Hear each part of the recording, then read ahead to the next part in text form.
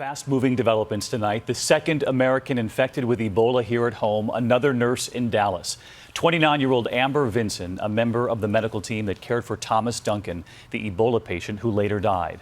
Those images coming in just a short time ago, that nurse being rushed to the airport in Dallas to be flown to Atlanta, where she will now be cared for in a biocontainment unit.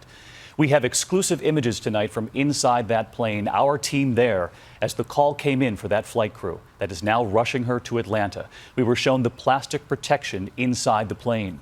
There are many questions tonight. This new nurse had flown across the country not knowing she was sick. Did authorities ever tell her that her colleague, that other nurse, had Ebola? Was she ever warned not to get on a plane? Meantime tonight, Frontier Airlines and the CDC scrambling to track down the other passengers on that flight from Cleveland to Dallas. As we ask, when was the plane decontaminated? Because it flew for 5 more flights. President Obama speaking moments ago, convening an emergency meeting at the White House, and one Dallas official saying tonight they are preparing for more possible Ebola cases, calling it a very real possibility. We do have team coverage here this evening, and we begin in Dallas with ABC's Tom Llamas tonight. Tom, good evening. David, good evening. We're told Amber Vinson is ill, but not seriously ill. The CDC deciding today 2 Ebola patients at this general hospital, too many. Amber Joy Vinson in a full hazmat suit tonight, walking onto that high-tech biocontainment plane heading to Atlanta. The Associated Press reporting she had close contact with Thomas Eric Duncan, inserting catheters, drawing his blood. No word yet on exactly how she became infected. This is a heroic person, a person who dedicated her life and is dedicating her life to helping others and is a servant leader. This is a person with their life before them. Last Friday, 2 days after Duncan died, Amber Vinson flying to Cleveland to visit her mother and plan her wedding. But while she was there, back in Dallas, her fellow nurse, Nina Pham, developing a fever, going to the hospital, diagnosed with Ebola.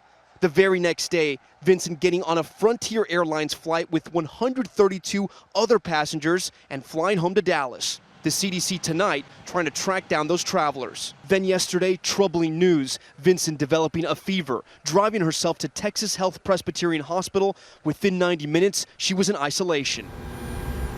Tonight, a new journey. This specially outfitted plane flying Vinson to Emory. Look at these exclusive images. The isolation room inside, the stretcher for the patient, separate quarters for the medical team, everything sealed to avoid contamination.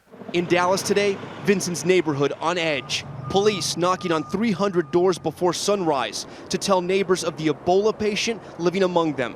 Juan Quesada had an officer on his doorstep at 6 a.m. When I read here that the likelihood of contracting Ebola is extremely low, it kind of concerns me because right now it's knocking on my door. Tonight, those 75 healthcare workers who treated Duncan still being monitored. The Dallas mayor warning more Ebola cases could emerge. It may get worse before it gets better, but it will get better.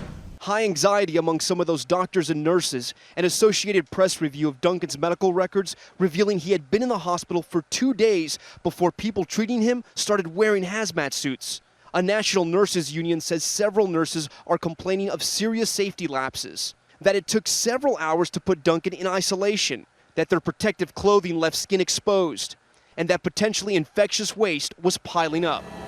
The hospital vowing to respond to those concerns. Right now, they're focused on treating Nina Pham, still in good condition, video chatting with friends. She's just so positive. She doesn't feel and have any doubts about her care or anything like that. Last night, Pham even called to check on her dog Bentley, now in quarantine himself. And David, tonight, besides the CDC's special Ebola response team, experts from Emory University have flown in just to treat Nina Pham. David? Tom Llamas leading us off tonight. Tom, thank you.